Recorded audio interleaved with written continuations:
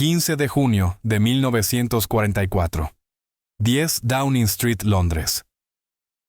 9 días después del día D, las fuerzas aliadas aún combaten en Normandía, intentando romper el cerco de la cabeza de playa. Las bajas aumentan. El progreso es más lento de lo esperado. El primer ministro Winston Churchill está sentado en su estudio privado con el general Dwight D. Eisenhower. Es ya entrada la noche.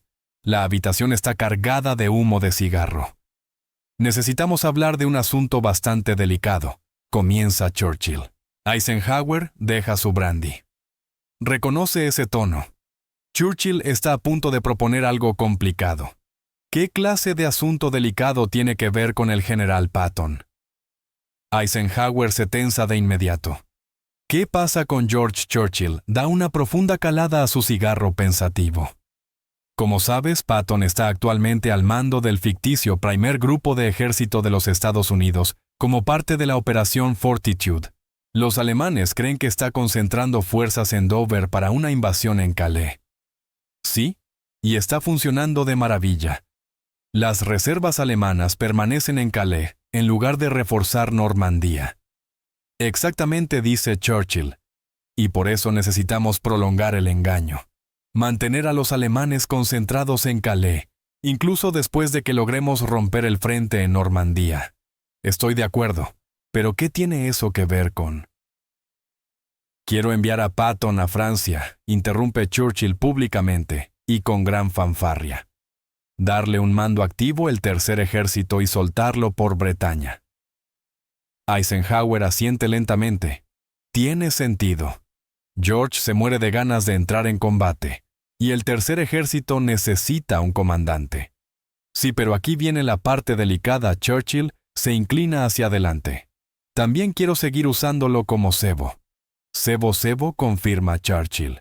Los alemanes temen a Patton más que a cualquier otro comandante aliado. Esperan que lidere la verdadera invasión.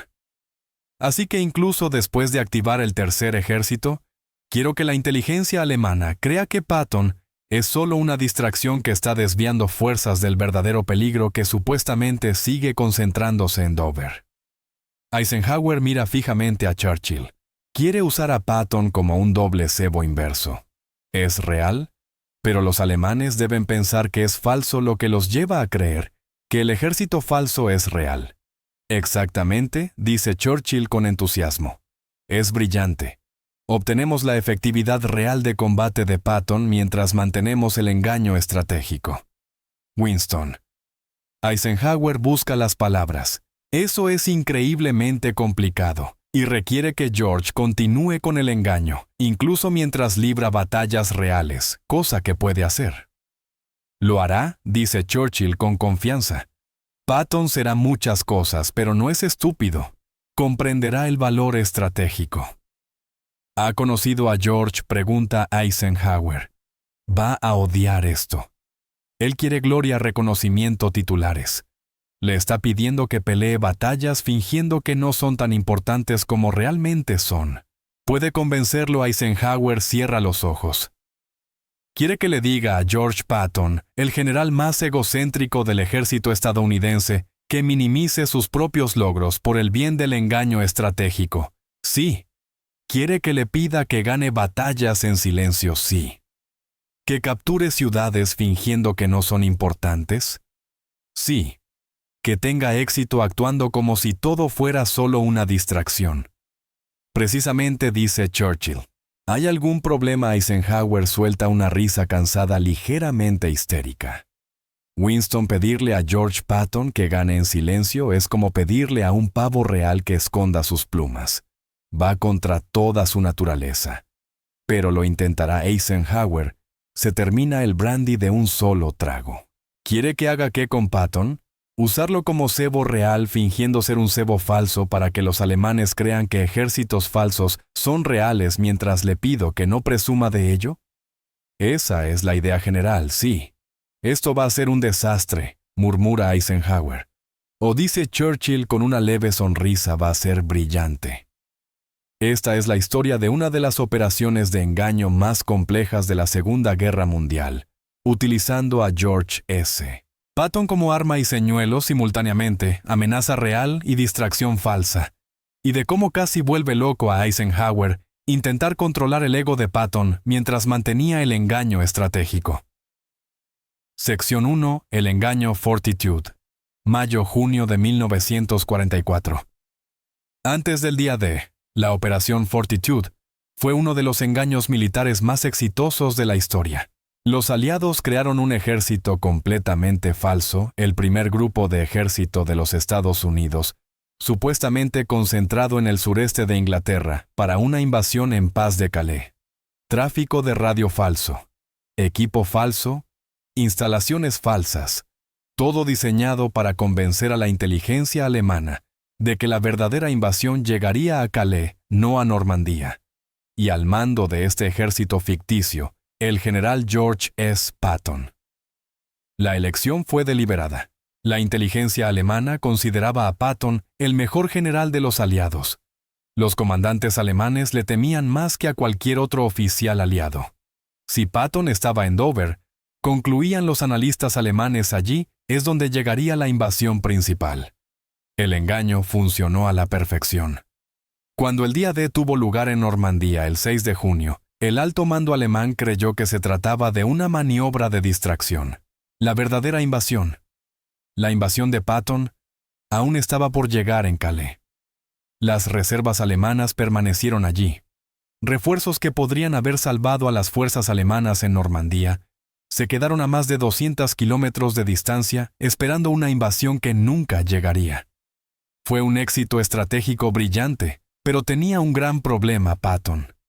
Sección 2. La frustración de Patton. 7 de junio de 1944. Un día después del día D, Patton se sienta en su cuartel general en Dover, escuchando los informes de radio sobre la invasión de Normandía. Su amigo Omar Bradley está allí al mando del primer ejército. Bernard Montgomery está al mando de las fuerzas británicas. ¿Y Patton? No manda nada. Un ejército vacío, una ficción. Llama a Eisenhower. ¿Ay, que cuánto tiempo más tengo que seguir actuando con este ejército falso, mientras el engaño siga siendo útil?, responde Eisenhower. Los alemanes todavía tienen reservas en Calais. Necesitamos que sigan allí. Entonces me quedo aquí sentado mientras la guerra ocurre sin mí. Estás contribuyendo al esfuerzo de guerra. Soy un accesorio, explota Patton. Soy un espantapájaros, un muñeco de madera diseñado para asustar a los alemanes. Ike, soy un comandante de combate. Debería estar en Francia luchando, no sentado en Inglaterra fingiendo comandar un ejército que no existe. George, sé que es frustrante. Frustrante. He pasado toda mi carrera preparándome para esto. Y ahora que la invasión por fin está ocurriendo, yo no estoy allí. Tendrás tu oportunidad, promete Eisenhower. Pronto. Pero ahora mismo eres más valioso como engaño que como comandante real. Después de colgar, su jefe de Estado Mayor lo encuentra mirando por la ventana en dirección a Francia. «Señor, ¿se encuentra bien?», no dice Patton en voz baja. «Soy un general sin ejército, un guerrero sin guerra y me está matando». Sección 3. El plan de Churchill. 10 de junio de 1944. Churchill convoca a su equipo de planificación militar. Caballeros, la Operación Fortitude ha sido notablemente exitosa, pero necesitamos prolongarla. Incluso después de que rompamos el frente en Normandía, queremos que el alto mando alemán siga inseguro sobre las intenciones aliadas. Señor, una vez que le demos a Patton un mando real, el engaño terminará, señala un oficial de inteligencia. Los alemanes sabrán que el Fusag era falso. No necesariamente, responde Churchill. ¿Y si el mando real de Patton también forma parte del engaño? No le sigo, señor. Churchill se levanta y camina hacia un gran mapa. Activamos el tercer ejército bajo Patton. Le damos Bretaña como objetivo. Lucha batallas reales, captura territorio real. Pero, y esto es crucial, minimizamos sus operaciones. Hacemos que parezcan un espectáculo secundario, una distracción. Mientras la verdadera amenaza supuestamente sigue concentrándose en Calais, continúa. Churchill. Mantenemos la ficción de que el Fusag existe, que el tercer ejército de Patton es solo una parte de él. y que la fuerza principal de invasión aún se está preparando para atacar Calais. Un ayudante parece confundido. Pero señor Patton estará librando batallas reales. Los alemanes lo verán. Exactamente, dice Churchill. Verán a Patton combatiendo en Bretaña y pensarán, «Ah, está atrayendo nuestras fuerzas lejos de Calais, donde vendrá la verdadera invasión». Interpretarán su éxito real como prueba de que la amenaza falsa es real. La sala queda en silencio mientras los oficiales procesan la lógica. «Señor», dice finalmente alguien, «eso es brillante o completamente una locura». «A menudo es lo mismo», responde Churchill. «Ahora necesitamos que Eisenhower convenza a Patton de cooperar. Eso puede ser difícil, señor». Patton no es sutil. No admite Churchill. Pero sí entiende la victoria, y este plan le da victorias mientras mantiene la ventaja estratégica. Seguro que incluso Patton puede ver su valor. Sección 4. La reunión. 16 de junio de 1944. Cuartel general de Eisenhower a las afueras de Londres. Eisenhower ha llamado a Patton para explicarle el plan. Teme esta conversación. Patton llega de inmediato suspicaz. ¿De qué se trata esto, Ike? Buenas noticias y noticias complicadas. Las buenas: vas a recibir el tercer ejército. Estarás operativo en Francia en 2 semanas. El rostro de Patton se ilumina. Por fin. ¿Dónde? ¿Cuál es mi objetivo, Bretaña? Romperás el frente desde Normandía, asegurarás la península bretona y capturarás los puertos. ¿Bien? ¿Y las noticias complicadas? Eisenhower respira hondo. Necesitamos que continúes con el engaño incluso mientras comandas el tercer ejército. La sonrisa de Patton se desvanece. ¿Qué significa eso? Significa que los alemanes aún tienen fuerzas significativas en Calais, porque creen que allí llegará la invasión principal. Queremos que sigan pensándolo. Así que cuando pongas al tercer ejército en acción, necesitamos que operes con discreción. Con discreción. No atraigas demasiada atención. Deja que la prensa se concentre en otras operaciones. Permite que los alemanes piensen que el tercer ejército es solo una distracción de la verdadera invasión que supuestamente sigue preparándose en Calais. Patton mira fijamente a Eisenhower durante un largo momento. Luego comienza a reír. Una risa amarga, incrédula. ¿Quieres que luche batallas y no me atribuya el mérito? ¿Que capture ciudades y finja que no importan? ¿Que gane en silencio por razones estratégicas? Sí. Patton estalla. ¿Tienes idea de lo que me estás pidiendo? Sé que va en contra de tu naturaleza. Va en contra de la realidad, grita Patton. No puedo capturar ciudades en silencio. No puedo ganar batallas sin que la gente lo note. Todo el objetivo de Bretaña es capturar puertos. ¿Cómo se capturan puertos de manera sutil? ¿No te pedimos que ocultes tus victorias?, explica Eisenhower con paciencia. Te pedimos que permitas que se interpreten como operaciones de distracción. La prensa las cubrirá, pero las presentaremos como secundarias frente a las operaciones de Montgomery. Los ojos de Patton se entrecierran. ¿Quieres que Montgomery se lleve el mérito de mis victorias? No. Quiero que los alemanes crean que las operaciones de Montgomery son más importantes que las tuyas, lo que significa que Montgomery se llevará los titulares mientras tú haces el trabajo real. Patton interrumpe. George, esto es engaño estratégico. Esto es humillación. Responde Patton. He estado sentado en Inglaterra 6 meses fingiendo comandar un ejército falso. Y ahora quieres que comande un ejército real mientras finjo que también es falso. No falso. De distracción. Es lo mismo, ruge Patton. Eisenhower se pellizca el puente de la nariz. George, escúchame. Cuantos más alemanes mantengamos en Calais, menos tendremos que enfrentar en Normandía. Cuantos menos enfrentemos en Normandía, más rápido romperemos el frente. Y cuanto más rápido lo hagamos, antes terminará la guerra.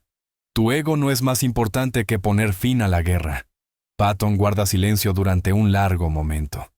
Me estás pidiendo que sacrifique mi reputación por la seguridad operativa, dice. Finalmente. Sí. Que ganes batallas sin reconocimiento. Sí, para dejar que Montgomery se lleve el mérito mientras yo hago el combate. Eso no es lo que dije. Es lo que ocurrirá, interrumpe Patton. Ay, que entiendo la lógica estratégica, de verdad. Pero me estás pidiendo que sea algo que no soy. No soy un comandante sutil, no soy un operador en la sombra. Yo gano de forma ruidosa, audaz, pública. Eso es lo que soy. ¿Puedes intentar ser alguien distinto? Solo por unas semanas. Patton mira a Eisenhower con algo cercano a la lástima. ¿Qué quieres que haga con mis victorias? ¿Esconderlas? ¿Minimizarlas? ¿Fingir que no importan? Quiero que ganes batallas manteniendo el engaño estratégico, dice Eisenhower con cansancio. Entonces, ¿quieres lo imposible? Responde Patton con frialdad. Sección 5. El compromiso. 17 de junio de 1944. Tras una noche sin dormir, Eisenhower vuelve a llamar a Patton al cuartel general. Churchill está presente mediante una conexión telefónica segura. Caballeros, comienza Eisenhower. Necesitamos encontrar un compromiso. Te escucho, dice Patton con cansancio. La voz de Churchill suena por el altavoz. General Patton, permítame ser franco. Usted es el mejor comandante de campo que poseen los aliados. Posiblemente el mejor de toda esta guerra. Los alemanes lo saben. Le temen. Patton no dice nada, pero está claro que escucha. Ese miedo es un arma, continúa Churchill. Un arma estratégica. Cuando usted asuma el mando del tercer ejército, los alemanes entrarán en pánico. Supondrán que usted es el golpe principal de la ofensiva aliada. Podemos usar ese pánico. ¿Cómo?, pregunta Patton. Haciéndolos dudar, responde Churchill. ¿Es usted una distracción de Calais o es Calais una distracción de usted? Esa incertidumbre paralizará su toma de decisiones. Dividirán sus fuerzas intentando contrarrestar ambas amenazas. Esa parálisis le da a Montgomery tiempo para romper el frente en Normandía. Entonces lucho batallas reales mientras los alemanes se preguntan si soy real o falso. Exactamente, dice Churchill.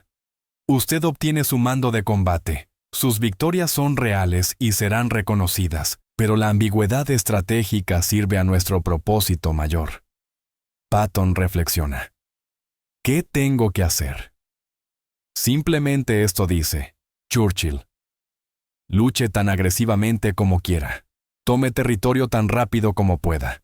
Pero cuando la prensa pregunte por sus objetivos, sea impreciso. Hable de Bretaña como si fuera una operación limitada, no una gran campaña. Permita que piensen que el tercer ejército es solo una pieza de un rompecabezas mayor. Déjeme ser claro, dice Patton. Puedo luchar como quiera luchar. Sin restricciones en tácticas u operaciones. Ninguna en absoluto, confirma Churchill. Pero tengo que minimizar mi propio éxito en las entrevistas durante unas semanas hasta que el engaño deje de ser útil. Patton mira a Eisenhower. ¿Y me darás todo lo que necesito, suministros, apoyo, autoridad, dentro de los límites generales de abastecimiento? Sí, responde Eisenhower. Patton guarda silencio durante 30 segundos. Bien. Lo haré. Pero entiende algo, puedo controlar lo que digo. No puedo controlar lo fuerte que gano. Si el tercer ejército logra un éxito espectacular, la gente lo notará con engaño o sin él. Eso es aceptable, dice Churchill. No le pedimos que fracase en silencio. Le pedimos que tenga éxito manteniendo la ambigüedad estratégica. Eso sí puedo hacerlo, dice Patton, y luego añade.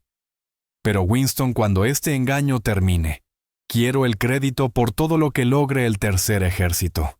Cada victoria, cada kilómetro avanzado, cada división alemana destruida. Nada más de dejar que Montgomery me robe el protagonismo. Tiene mi palabra, responde Churchill. Cuando llegue el momento, la historia sabrá lo que George S. Patton logró. Sección 6, julio de 1944. El tercer ejército se activa el 28 de julio de 1944. Se vuelve operativo en Francia. Las órdenes de Patton son claras: romper el frente en Normandía, asegurar Bretaña, capturar los puertos de Brest-Saint-Malo y Lorient. Lo que sigue es Patton en estado puro, rápido, agresivo, implacable. El tercer ejército avanza 30 millas el primer día, 50 millas en 2 días. Al final de la primera semana han llegado a Avranches y se están adentrando en Bretaña. De regreso en el Schiff, los oficiales de inteligencia observan las reacciones alemanas.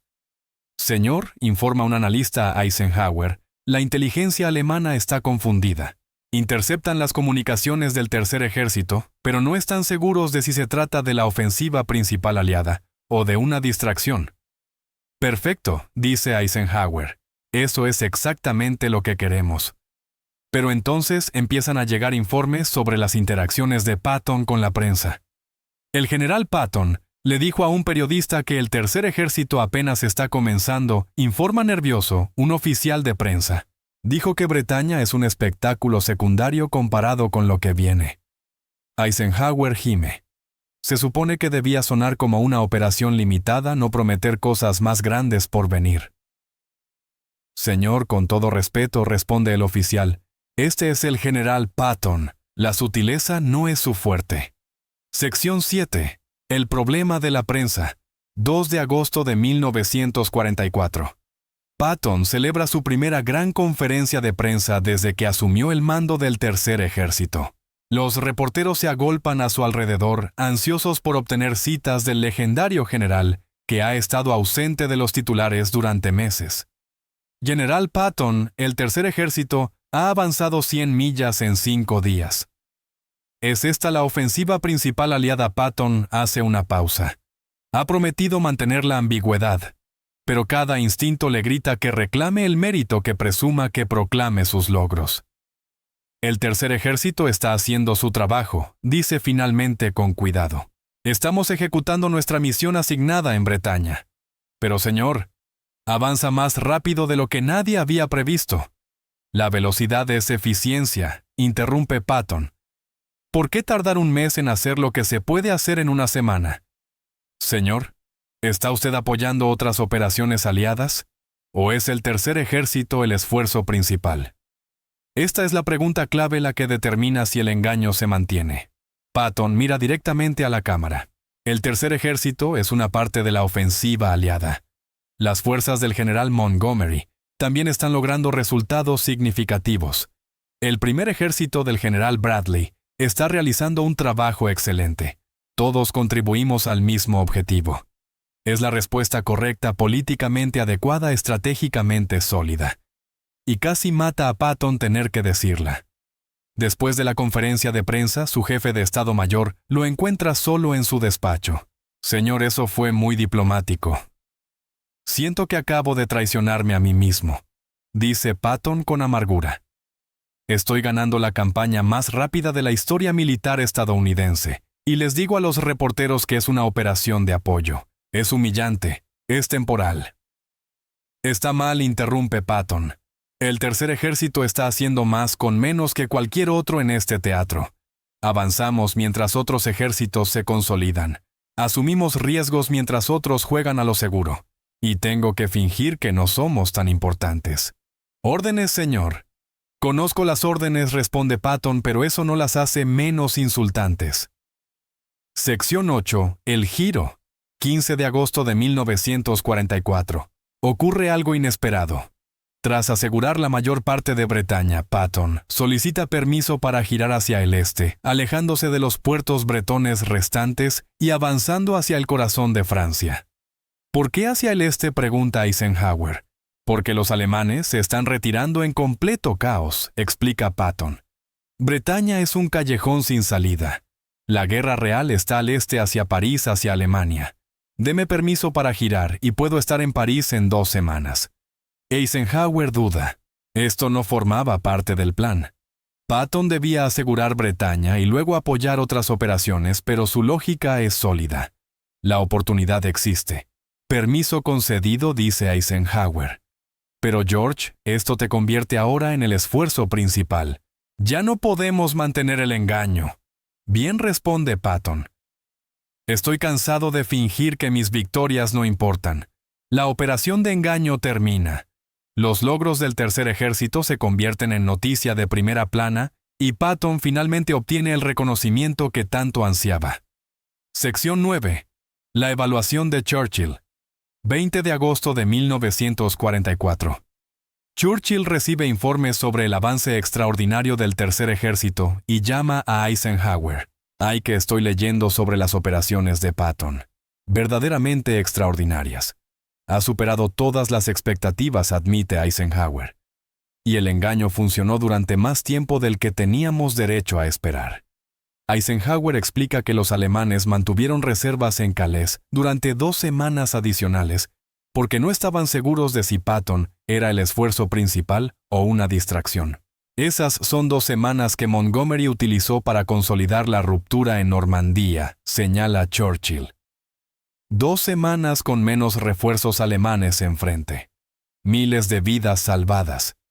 George nunca lo admitirá, dice Eisenhower, pero su contención en aquellas primeras conferencias de prensa fue crucial. ¿Hizo lo que le pedimos?, responde Churchill. Ganó batallas manteniendo la ambigüedad estratégica.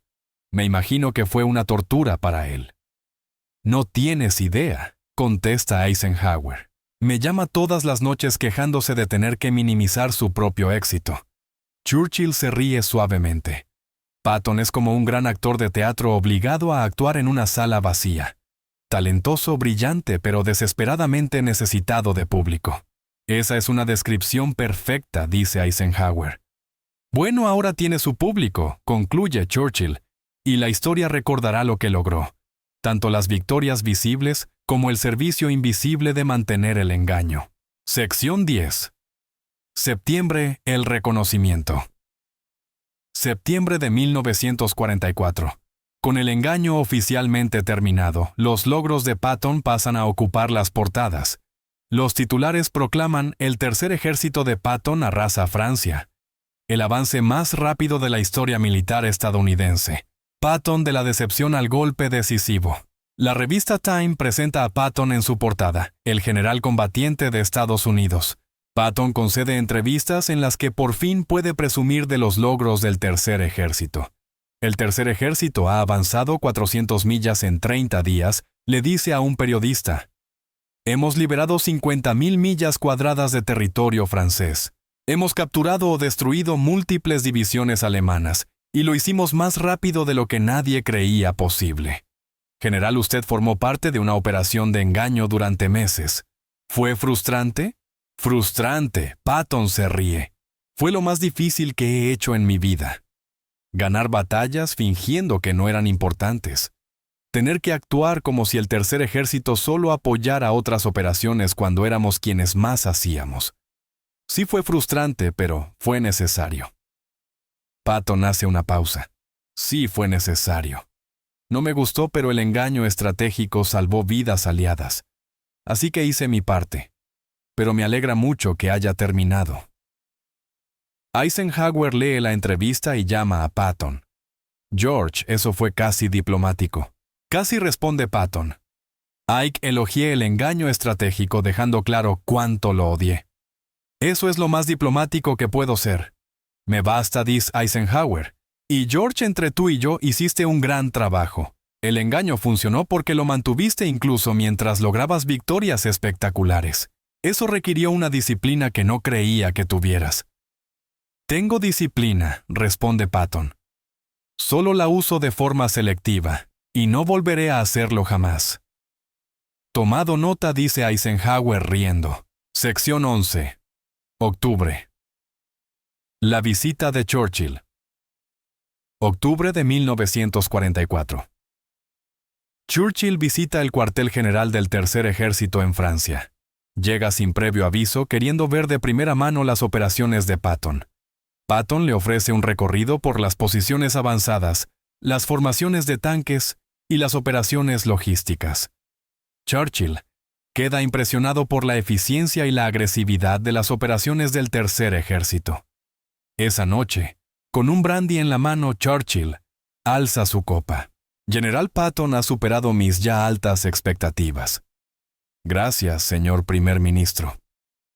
Quiero disculparme, continúa Churchill, por haberle pedido que hiciera algo contrario a su naturaleza. Ganar en silencio no es su estilo. Y sin embargo lo hizo por el bien mayor. Lo hice porque Eisenhower me lo ordenó, dice Patton. Y porque usted presentó un buen argumento estratégico. Pero Winston, seamos claros. Odié cada minuto de ello. Me lo imagino, responde Churchill. Pero funcionó. Las fuerzas alemanas permanecieron en Calais 2 semanas más de lo que debían. Esas 2 semanas le dieron a Montgomery tiempo para consolidar la ruptura en Normandía. Su sacrificio de visibilidad pública salvó miles de vidas aliadas. Entiendo la lógica, dice Patton. Pero soy un combatiente.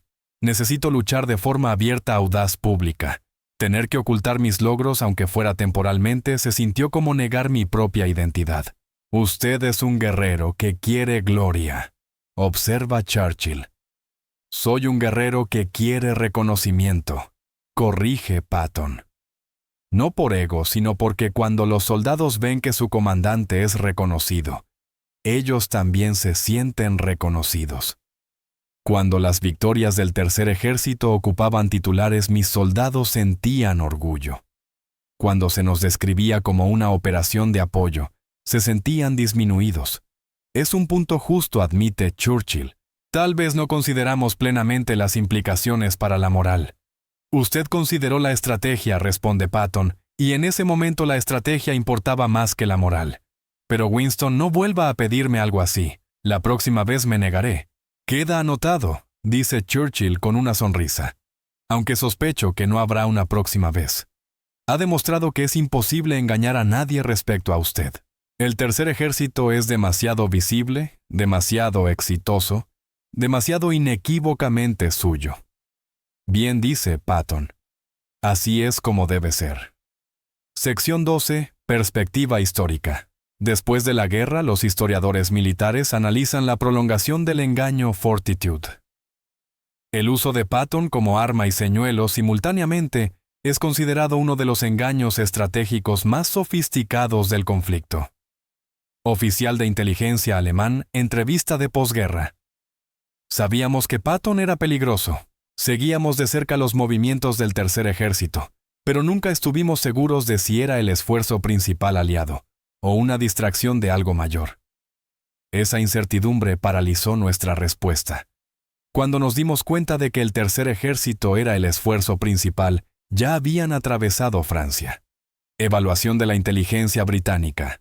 La Operación Fortitude tuvo un éxito mayor de lo esperado en parte, porque continuamos elementos de ella incluso después del día D. Usar a Patton como comandante real y al mismo tiempo como parte del engaño obligó al alto mando alemán a cuestionar cada pieza de inteligencia que recibía. No podían confiar en sus propios ojos porque habíamos logrado que la realidad pareciera engaño. Memorias de Eisenhower. Convencer a Patton de minimizar sus propios logros fue una de las decisiones de mando más difíciles que tomé. El ego de George era legendario. Pedirle que ganara en silencio era como pedirle a un león que rugiera suavemente, pero lo hizo. Durante unas semanas cruciales, Patton subordinó su necesidad de reconocimiento a la necesidad estratégica. Puede que haya sido su mayor logro de la guerra precisamente porque le exigió ser algo que no era. Memorias de Churchill Patton. Fue quizá el único general aliado capaz de desempeñar 2 papeles a la vez, comandante agresivo en el campo de batalla y elemento central del engaño estratégico. Su reputación lo hacía valioso como cebo. Su brillantez táctica lo hacía valioso como arma. Usarlo como ambas cosas simultáneamente fue arriesgado, complejo y brillantemente exitoso. Cierre 15 de junio de 1944. Churchill propone usar a Patton como arma y señuelo simultáneamente. ¿Quiere que haga qué con Patton?, pregunta Eisenhower con incredulidad. Es una pregunta razonable. El plan es absurdamente complejo. Usar a Patton para comandar un ejército falso, Fortitude, Fussac. Luego darle un ejército real, el Tercer Ejército, pero mantener el engaño de que sus operaciones reales son solo una distracción, mientras el ejército falso supuestamente sigue siendo la amenaza principal. Todo ello mientras se gestiona el ego de Patton y su necesidad de reconocimiento. No debería funcionar. Según cualquier evaluación razonable, es demasiado complicado, demasiado dependiente de la cooperación de Patton, demasiado propenso al fracaso. Pero funciona de todos modos porque 3 hombres brillantes, difíciles y complejos, Churchill, Eisenhower y Patton, encuentran la forma de hacerlo funcionar. Churchill aporta la visión estratégica. Eisenhower aporta la gestión diplomática. Patton aporta la ejecución en el campo de batalla. Cada uno frustra a los otros. Los planes de Churchill son excesivamente complejos. La gestión de Eisenhower es demasiado cautelosa. El ego de Patton es insoportable. Pero juntos, crean uno de los engaños militares más exitosos de la historia. ¿Quiere que haga qué con Patton? La pregunta resume toda la experiencia de Eisenhower al manejar al general más difícil de la historia. Usarlo como cebo. Usarlo como arma. Usarlo como ambas cosas al mismo tiempo mientras se le pide que no presuma de ello. Sí, todo eso. Y de algún modo de manera casi imposible funciona. Porque Patton, con todo su ego, con toda su necesidad de reconocimiento, con toda su incapacidad para la sutileza, comprende la necesidad estratégica. Odia ganar en silencio. Va contra cada uno de sus instintos. Pero cuando se le ordena hacerlo por el bien mayor, obedece, apenas de mala gana con quejas constantes. Pero lo hace. George le dice a Eisenhower después de la guerra, hiciste algo que no creí que fueras capaz de hacer. Ganaste batallas sin atribuirte el mérito. Eso pudo haber sido más difícil que cualquier operación de combate que ejecutaste. Lo fue, admite Patton. Luchar contra los alemanes fue fácil. Luchar contra mi propio ego fue la batalla más dura de la guerra. Churchill, Eisenhower y Patton. 3 hombres imposibles, que de algún modo y contra todo pronóstico, lograron trabajar juntos para ganar una guerra. No a pesar de sus diferencias, sino porque esas diferencias se complementaban. La brillantez estratégica de Churchill, la habilidad diplomática de Eisenhower, el genio táctico de Patton, cada uno necesario, cada uno imposible, cada uno indispensable. ¿Quiere que haga qué con Patton usarlo para ganar la guerra? En silencio al principio, luego con estruendo como engaño y como arma, y de algún modo de manera casi imposible y brillantemente eficaz. Funcionó.